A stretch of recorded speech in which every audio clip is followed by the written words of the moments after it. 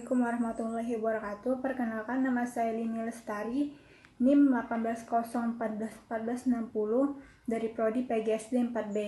Baiklah, di sini saya akan menyelesaikan salah satu UAS mata kuliah evaluasi pembelajaran dengan dosen pengampu Ibu Nur Fitriani MPD.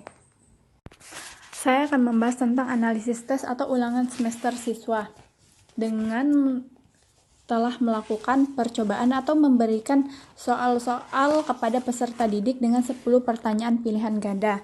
Adapun analisis tes yang harus dilakukan, yang pertama, tingkat kesukaran, yaitu proporsi peserta tes yang menjawab benar terhadap butir soal tersebut.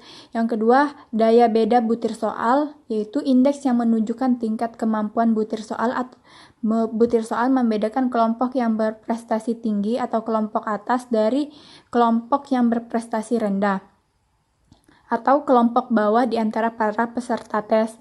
Nah, yang ketiga itu berfungsi tidaknya pilihan pengecoh atau kualitas pengecoh. Di sini saya akan membahas terlebih dahulu tentang analisis tingkat kesukaran soal ditandai dengan P. Peserta didik kan telah diberikan 10 pertanyaan pilihan ganda. Nah, di dalam kolom tersebut adanya nama peserta serta nomor butir soal. Dari soal nomor 1 sampai dengan 10. Nah, peserta yang mengikuti menjawab pertanyaan pilihan ganda itu ada 10 peserta. Nah, di kolom itu kenapa hanya ada angka 1100, yaitu untuk membedakan mana jawaban yang benar dan mana jawaban yang salah. Nah, untuk jawaban yang benar itu ditandai dengan angka 1. Nah, dan sebaliknya untuk angka 0 itu untuk jawaban yang salah. Nah, untuk rumus dari analisis tingkat kesukaran soal ini sendiri yaitu jumlah yang benar pada soal dibagi jumlah peserta. Nah, di nomor butir soal atau soal nomor 1 itu yang dapat menjawab dengan benar yaitu ada 10 peserta. Nomor 2 juga 10. Sedangkan nomor 3 dan 4 itu hanya ada 7 peserta didik yang dapat menjawab pertanyaan dengan baik. Nomor 5 10 peserta didik juga. Nomor 6 hanya ada 4 orang. Nomor 7 6 orang. Nomor 8 cuma 3 orang. Sedangkan nomor 9 dan 10 itu cuma ada 8 dan 3 orang yang dapat menjawab dengan benar. Nah, setelah diketahui hasil dari pembagian jumlah yang benar pada soal dibagi jumlah peserta, nah kita harus menentukan indeks kesukaran. Nah, di situ indeks kesukaran dari setiap soal yang telah dijawab tadi itu ada 1, 1, 0,7, 0,7, 1, 0,4, 0,6, 0,3, 0,8, dan 0,3. Nah, untuk tingkat kesukarannya itu sendiri, apabila sukar masuk ke dalam 0,00 sampai dengan 0,03, sedangkan sedang itu masuk 0,31 sampai 0,7. Untuk mudah masuk ke dalam 0,71 sampai dengan 1,0. Nah, untuk pertanyaan nomor 1 dan 2 itu dianggap mudah oleh peserta didik, sedangkan nomor 3 dan 4 itu dianggap sedang. Nomor 5 itu dianggap mudah, nomor 6 dianggap sedang, nomor 7 juga sedang, nomor 8 sukar, nomor 9 mudah, dan nomor 10 sukar. Untuk interpretasi peserta yang menjawab pertanyaan dari nomor 1 sampai dengan nomor 10. Nah, yang kedua itu analisis beda daya soal. Indeks kesukaran dari setiap soal yang telah dijawab tadi itu ada 1, 1, 0,7, 0,7, 1, 0,4, 0,6, 0,3, 0,8, dan 0,3. Nah, untuk tingkat kesukarannya itu sendiri, apabila sukar masuk ke dalam 0,00 sampai dengan 0,03, sedangkan sedang itu masuk 0,31 sampai 0,7. Untuk mudah masuk ke dalam 0,71 sampai dengan 1,0. Nah, untuk pertanyaan nomor 1 dan 2 itu dianggap mudah oleh peserta didik, sedangkan nomor 3 dan 4 itu dianggap sedang. Nomor 5 itu dianggap mudah, nomor 6 dianggap sedang, nomor 7 juga sedang, nomor 8 sukar, nomor 9 mudah, dan nomor 10 sukar. untuk interpretasi peserta yang menjawab pertanyaan dari nomor 1 sampai dengan nomor 10. Nah, yang kedua itu analisis beda daya soal, di mana kita harus mengurutkan terlebih dahulu kelompok yang menjawab jawaban kelas atas dan dengan melihat jumlah jawaban yang banyak diurutkan sampai dengan jawaban yang terkecil atau kelompok bawah.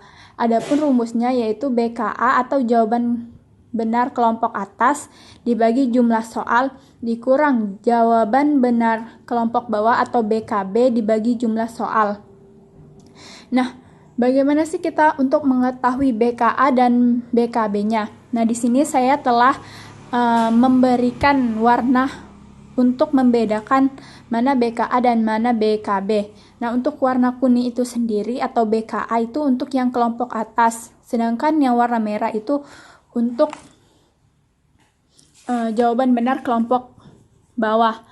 Nah, dari tabel yang telah kita lihat dapat disimpulkan bahwa soal nomor 3, 6, 7, dan 8 dan 10 merupakan soal yang sukar bagi kelompok bawah tapi relatif mudah untuk kelompok atas.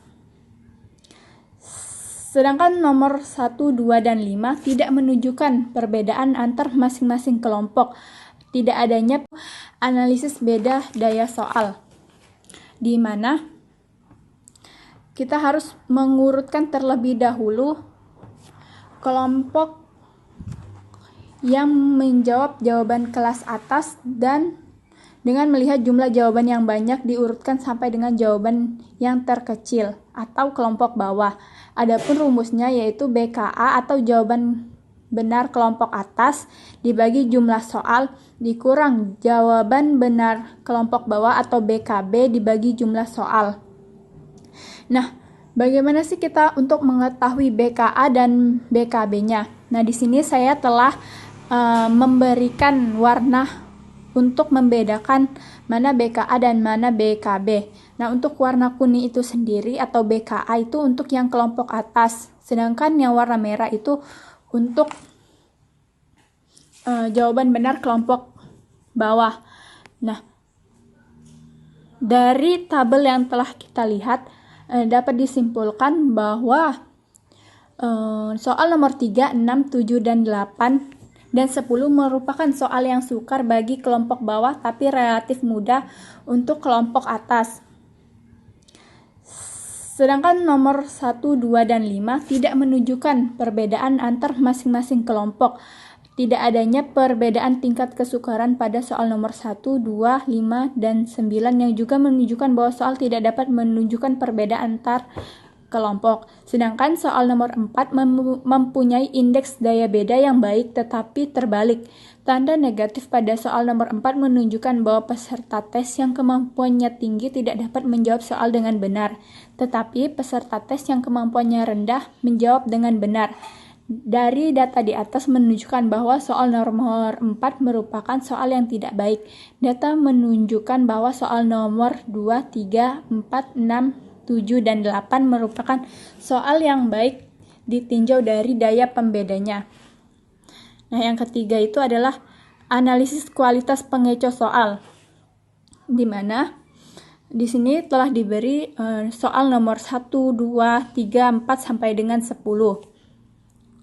Nah, untuk nomor 1 itu sendiri misalkan kelompok atas dan bawah itu menjawab pilihan soal yang nomor C. Maka yang atas mendapatkan nilai 5, yang bawah mendapatkan nilai 5 juga. Sedangkan nomor 2, soal ke nomor 2 itu peserta tes menjawab pilihan B dengan semua jawaban yang benar atau kelompok atas 5 dan kelompok bawah 5 juga. Nah, sedangkan untuk soal nomor 3 itu relatif, ada yang menjawab A, B sampai dengan C. Nah, untuk yang menjawab menjawab pilihan soal yang A itu ada kelompok bawah, sedangkan yang B itu atas dan bawah, yaitu menjawab ada 4 orang yang benar dan ada 3 orang yang benar juga. Nah, sedangkan yang C itu 2 orang. Soal nomor 4 itu juga dijawab A, B, dan C, di mana untuk kelompok atasnya sendiri itu menjawab B itu 2 orang, yang C-nya 3 orang. Sedangkan kelompok bawah itu menjawab A 1 orang, B tidak ada, dan C 4 orang.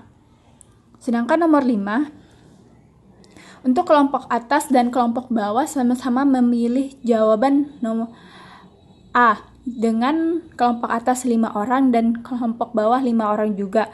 Sedangkan untuk nomor 6 itu relatif ada yang menjawab A, B, dan C, dengan kelompok bawah itu menjawab 5 orang yang menjawab A, sedangkan kelompok atas itu 3 orang yang menjawab B, dan kelompok bawah 1 orang yang menjawab B.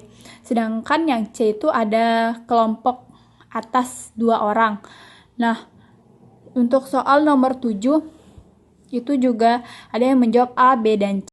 Untuk kelompok atas dan kelompok bawah sama-sama memilih jawaban nomor A dengan kelompok atas 5 orang dan kelompok bawah 5 orang juga. Sedangkan untuk nomor 6 itu relatif ada yang menjawab A, B, dan C, dengan kelompok bawah itu menjawab 5 orang yang menjawab A, sedangkan kelompok atas itu 3 orang yang menjawab B, dan kelompok bawah 1 orang yang menjawab B. Sedangkan yang C itu ada kelompok atas 2 orang. Nah, untuk soal nomor 7 itu juga ada yang menjawab A, B, dan C. Untuk kelompok atas yang A-nya 1 orang, yang B-nya 3 orang. Sedangkan jawaban yang B, kelas atasnya tidak ada yang menjawab B, kelas bawahnya menjawab 2 orang. Sedangkan yang menjawab C hanya dari kelompok atas, yaitu 4 orang. Nah, untuk nomor 8 juga ada yang menjawab A, B, dan C. Nah, untuk yang kelompok atas nomor A-nya 1 orang, sedangkan kelompok bawahnya 3 orang. Untuk yang B-nya masing-masing 2 orang dari kelompok atas dan bawah. Nah, yang untuk menjawab pilihan C itu dari kelompok atas ada 2 orang, sedangkan kelompok bawah ada 1 orang. Nah, nomor 9, di sini hanya ada yang menjawab A dan C, tidak ada yang memilih B.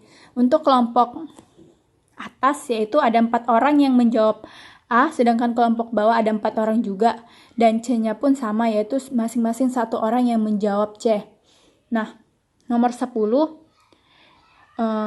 di sini juga yang untuk pilihan jawabannya tidak ada yang menjawab B, sama-sama hanya menjawab A dan C. Nah, untuk kelompok atasnya itu ada 3 orang yang menjawab pilihan A, sedangkan kelompok bawahnya hanya ada 4 orang yang menjawab A, dan untuk kelompok atas yang C-nya hanya ada 2 orang, sedangkan yang B-nya atau C, yang kelompok bawahnya itu hanya ada 1 orang yang menjawabnya.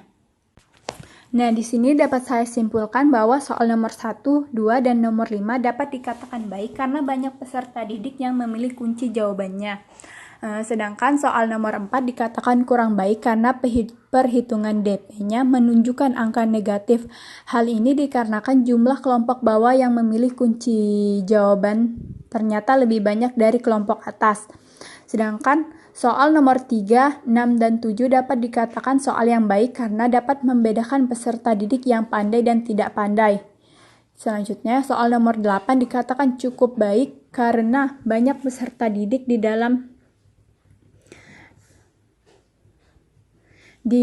dalam memilih option cukup merata. Sekian yang dapat saya sampaikan. Apabila ada salah, saya mohon maaf. Assalamualaikum warahmatullahi wabarakatuh.